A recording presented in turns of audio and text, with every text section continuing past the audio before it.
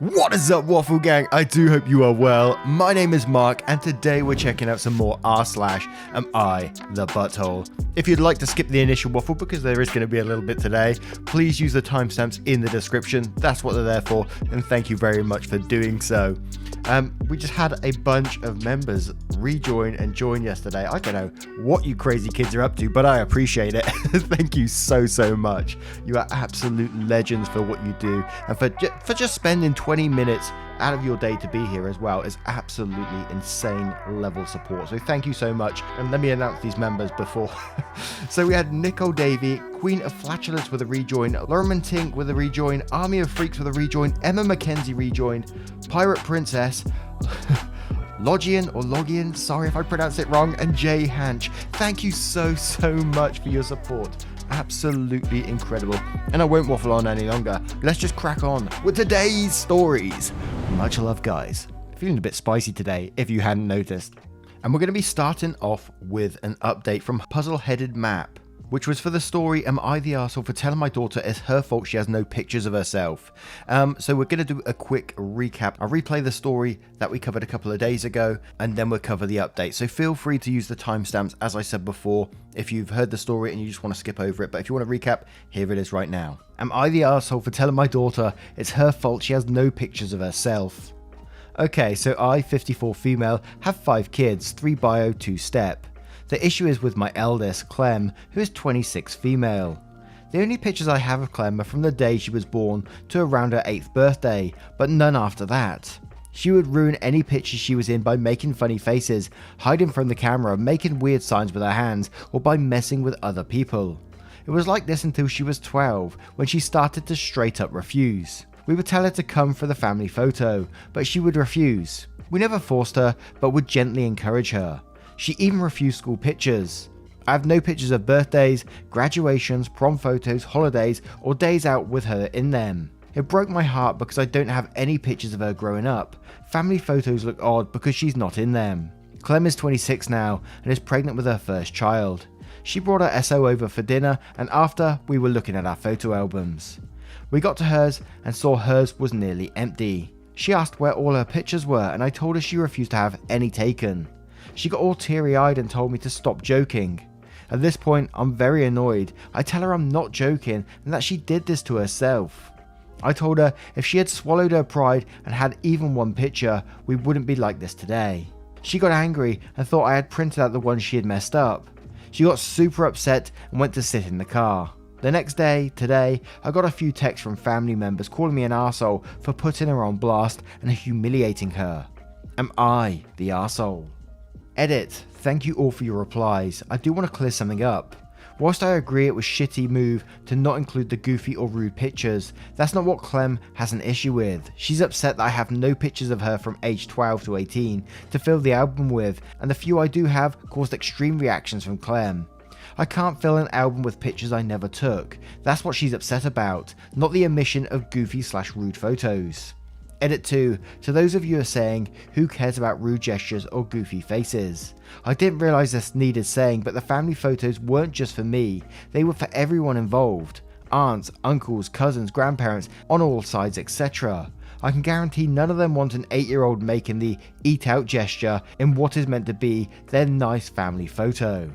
Edit 3. It's kinda sad to see so many people assume that because a child has anxiety that I berate them whenever they mess around when taking a photo.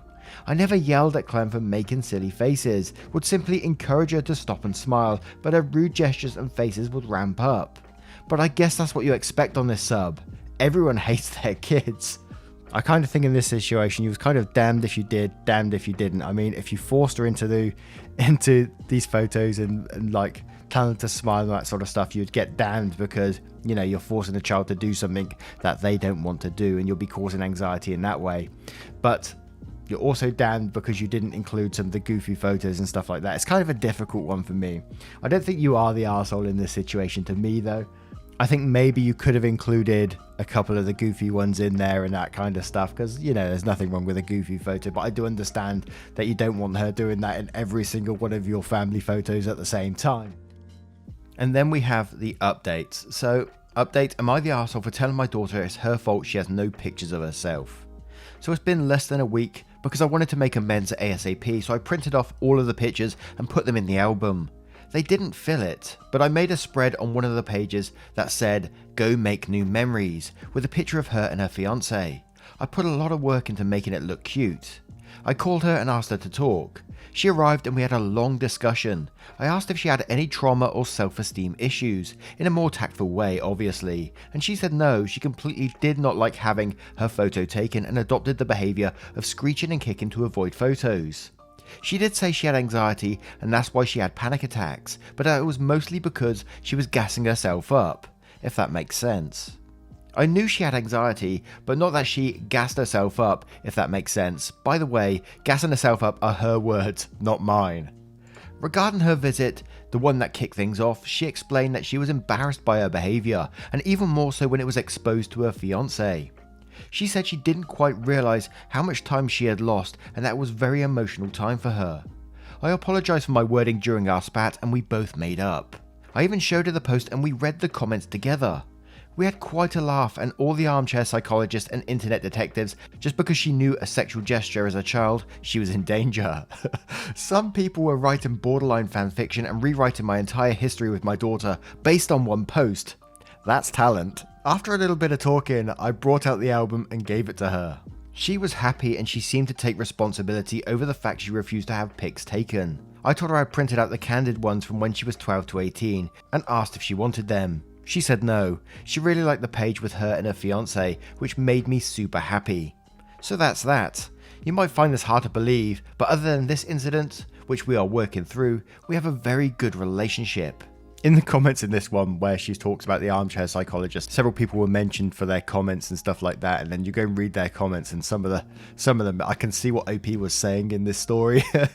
Another level. But anyway, we've got our update on this story and we'll move straight on to the next one because I think that was pretty wholesome, and let's just leave it right there. And our next story is from Star Wars. Would I be the arsehole for having a Star Wars themed wedding? I'm going to say straight away, no. You wouldn't be. But let's read the story first before I make myself look like an ass. My fiancé, 26 female, and I, 27 male, recently got engaged on Valentine's Day 2021. We're hoping to get married in the next 2 years, so almost every conversation we have at the moment is about wedding planning. Star Wars has been a huge influence on my life. Ever since I was a kid, I've watched all the movies more times than I could possibly count, and it's something nearly all my family/friends enjoy too. So when I was thinking of wedding planning ideas, it seemed obvious that we should be doing something Star Wars related. I've been brainstorming ideas and have some really great themed ideas, for example, alcoholic blue milk drinks to serve guests, hiring stormtroopers to party and dance, Jedi robes for all my groomsmen, playing Across the Stars for the first dance. While I have more typically nerdy interests, my fiancé isn't really interested in most movies or games. She's very much a typical girly girl and the type of person who has been planning her wedding since she was very young.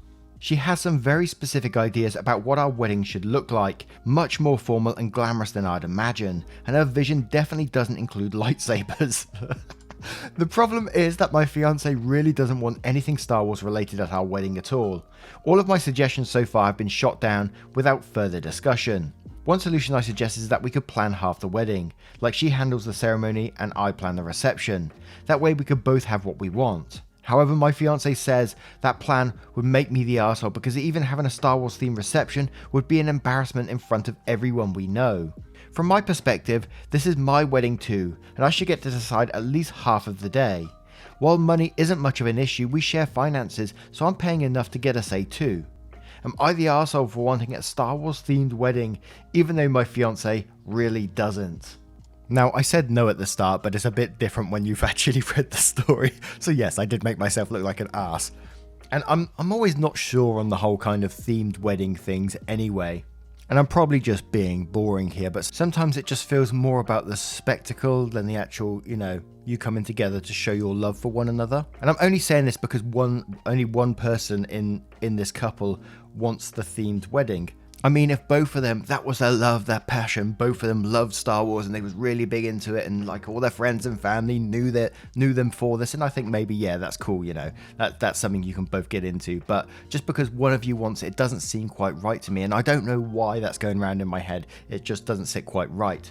But honestly, I don't have much of a clue on this one. I will say you are the arsehole if you're going to continue pushing it down this way, especially when your wife has nothing to do with it at all. She doesn't watch the movie, she doesn't know anything about it, so it's kind of like, it would be kind of weird in my opinion, putting myself in wife's shoes and she turned up to a Star Wars themed reception that she doesn't like at all. It just doesn't sit right with me. But let's check some comments out to see what they say. Cat in an Oak Tree says, you're the arsehole, not because you want a say, but it is clear you are trying to dominate the theme despite a seemingly solid opposition. You get a say, you don't get a unilateral choice. Reception should reflect the overall theme and tone of the wedding. Having a very white tie wedding and cosplay level reception is discordant. It also sounds like something she is very much against. You need to compromise, both of you, but right now I don't see what you are offering as any concession towards how she feels. You will also find society largely will back the bride on this. And Stacey's mum plus 2 more replies to this saying, my biggest takeaway is the theme of the wedding should be about love, and if they have never bonded over Star Wars, then should it be included? I mean, maybe the blue drinks and having a bartender dressed as a Jedi or Stormtrooper, but this is his passion and interest, not hers. You only do themed wedding of that magnitude when it's a shared interest. And lots of arseholes here replies, you're the arsehole, Jedi robes, paid stormtroopers, it sounds over the top that your wedding would be more of a spectacle than a celebration of your love and life together. Is this the hill you really want to die on? Is your identity that wrapped up in a franchise that you want it to monopolize a day meant to be shared about your love? And Divine Life always says, as a wedding planner, there are lots of ways to use your theme without it being overpowering. I'm not a huge Star Wars fan, but my first thoughts are place card settings, table names, a wishing well tree with a caption, may the force be with us. Get some lightsabers so that you and your groomsmen can take pictures and you can do a fun photo op with that. Besides the wedding cake, have a small dessert table with some themed items. The most important part of all this is that you and your fiancé agree and enjoy this time planning your special day. And Typical Smile says, you're the arsehole, a wedding should represent both of you, not just you. A wedding should be about celebrating your love, not celebrating your love for Star Wars. Having a Star Wars themed birthday party or bachelor party instead. And now, I'm going to turn this one to you guys. What do you guys think? As I said, I initially come into this one thinking, Star Wars, yes! But then when you think about it, in reality, I don't think it's going to work very well, especially when the bride is totally against it. But what's your thoughts on this? I would love to hear them. Let me know in the comments below. And our next story comes from Zip Zangalang. Am I the arsehole for refusing to give back money from a payroll error?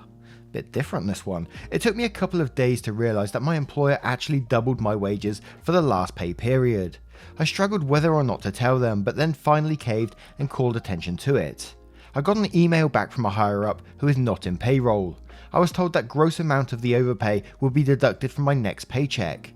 That means I will be losing a lot more than what I got on my check given deductions for 401k and taxes taken out. My take home was a few hundred more than I would normally get. I explained that it was not as simple as just taking back the gross amount of overpayment. I said I wanted to speak to a payroll specialist because their plan to just grab back the funds is not appropriate. Then I discovered that I am not legally obligated to pay any of it back. Section 221 of the Labour Code says I cannot be forced to return money paid to me, even if it is an error. Just for context, this is a big company of probably 700 to 1,000 employees all over the US. I felt I did them a favour by pointing out the payroll error. What I do not want is to lose money trying to do the right thing. Seems like the person responding to me was completely clueless, which pisses me off. So am I the arsehole for refusing to refund my employer? Now this is from a UK perspective, and I'm pretty sure you have to give the money back. Well, I know I did because it happened to me in my first job. I got overpaid by about £400 and I had to pay it back in the end. So I think that is that, and I'm pretty much sure it's going to be the same in the US. I don't think, you can just keep money from a mistake. I just don't think that's right. And I know you're going to say it's a big company and all this sort of thing, but morally, I just don't think it's right to take money you are not entitled to. That's just my opinion though. But let's check out some of the comments to see what they say. So we have Scuba CC saying, you're the arsehole, I'm in HR and I'm pretty sure you're reading the law wrong. The last time this happened and we spoke to a HR attorney, we found out we could legally take it from their next paycheck as long as we notified them. Also, if you like your job, pay it back, otherwise they will be gunning for you. And when you lose your job, you can kiss the reference goodbye. Don't burn bridges with your greed. And J. Marie says, you're the arsehole. First you were mistaken about the code. They can't take the money from your check without your consent. But they can take you to court and garnish your wages. You know you were overpaid. You have no right to keep that money. And Cheesecake Blue says, yeah, you're a moron. You are definitely not entitled to keep double your pay. And they can immediately deduct it from your next paycheck. This happened to me on my final paycheck, and I had to go through the trouble of getting a money order and physically walk it in to repay them. They had accidentally paid out double to me and a bunch of other employees. It sucks, but it's not your money and you definitely don't get to keep it. Now in my case, it was my final paycheck, but by all means, try to pull this hinky card, never heard that before, you have, and watch how quick you get let go, as most jobs can fire at will without cause. Lol, I'll just adjust your budget accordingly.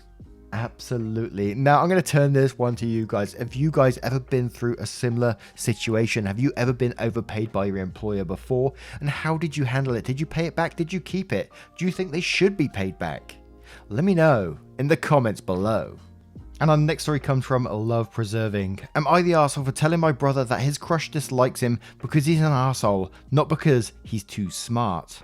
So I have a younger brother, 13, who is a child prodigy. I won't give too many details, but he's well known in the academic circles of our country and attends an institute of higher education. Naturally, people are impressed with his intelligence and he's quite popular and makes friends easily. Our parents dote on him and have never told him no. As a result, he has become very arrogant, condescending and disrespectful to people he deems below him. That's just about everyone. Lately, he's been openly talking about a girl he's crushing on, and much to his dismay, she's quite unimpressed with him. He often complains to my parents and I about his failed attempts to befriend her. I understand why she dislikes him. On one occasion, he invited her over for a school project and I overheard their interaction. He was constantly talking over her, dismissing her ideas and even calling them stupid. 99% of the time, he was talking about himself and his accomplishments, being in news articles, his future plans are, etc. The poor girl obviously seemed uncomfortable. He quizzed her about her career aspirations, and when she answered, he proceeded to point out it's a bad career path. Today, he was once again complaining about her and said that she's obviously intimidated by a superior intellect. He claimed that all girls only like stupid guys and that women are emotional.